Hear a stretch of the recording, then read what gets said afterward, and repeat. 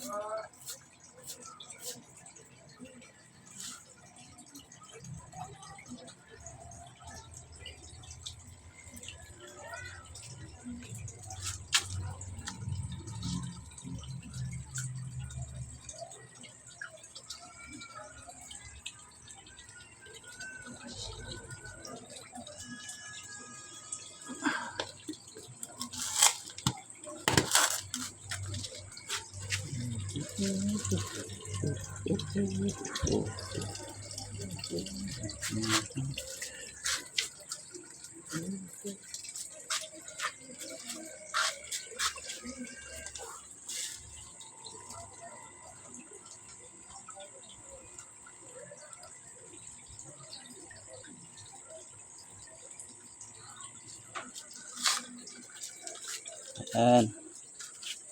Document tayo gaano kalakas lumaki yung tilapia natin. Kain tayo ng pechay. Yan.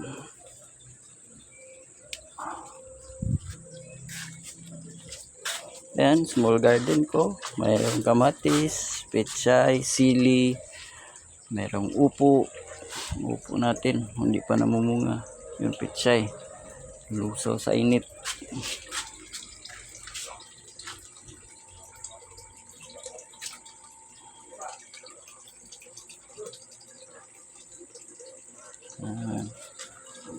Okay naman yung tilapia ko.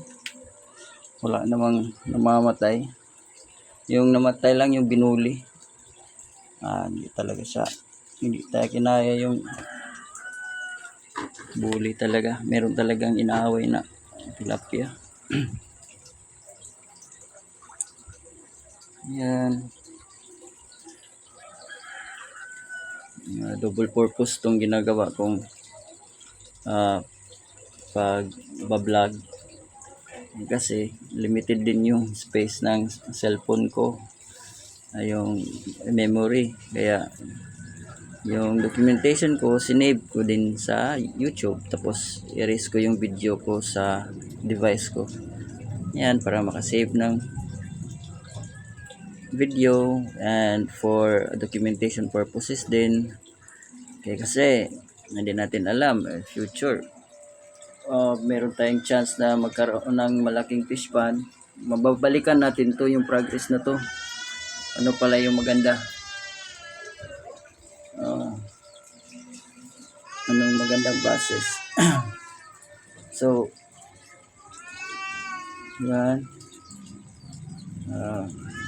Sa future me, ito lang, huwag ka lang ma-discourage. Dito ka nag-umpisa. Kapag meron kang problema sa fish pond mo malaki, sige lang. Patuloy lang tayo. Yan. Ang target ko is magkaroon ako ng mga breeder na magaganda para makaproduce din tayo ng fingerlings. Kasi target ko na fingerlings is makakasell ako ng mga 100 pieces, 200 pieces. Kasi yung mga malalaking fish pond, yung malalaking hatchery dito, hindi sila nagre-release ng mga 100 pieces. Diretso mga 10k pieces agad. Na-overwhelm yung mga small time lang ba. Minsan na yung merong pera na kukuha na marami, maliit lang yung fish pan nila, yun, nagkakaroon ng fish kill, nagkakaroon ng bansutan. So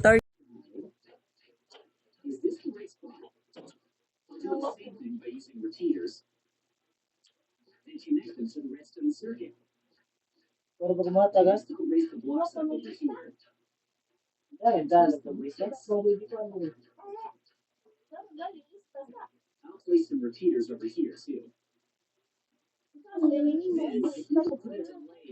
Kaya bayad na punta sa Jupiter.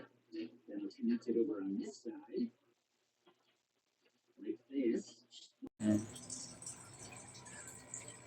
Tapos kapag ah, meron na akong yung extra funds, meron na tayong mga yung extra funds ba, tutulong din ako sa mga yung mga nagba-backyard ba, tapos nag-fail, tutulungan natin na ayusin yung setup nila kapag meron tayong extra pera. Tapos i-document din natin kung paano natin inayos yung fish pan nila para para future din.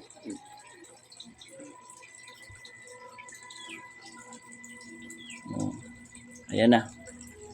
Sige, dito na lang muna tayo. Wala pa tayong malaking update. Pakain lang tayo. Yung size ng tilapia natin, same pa rin. Pero yung mga maliliit, sumasabay na siya doon sa mga malalaki. Hindi na siya natatakot kumain. Kasi nasasanay na siya doon sa durog na tilapia feeds grower. Kaso lang meron lang talagang maliit yun, oh. Natatago sila doon maliit. Hindi talaga lumalaki. Kumakain naman.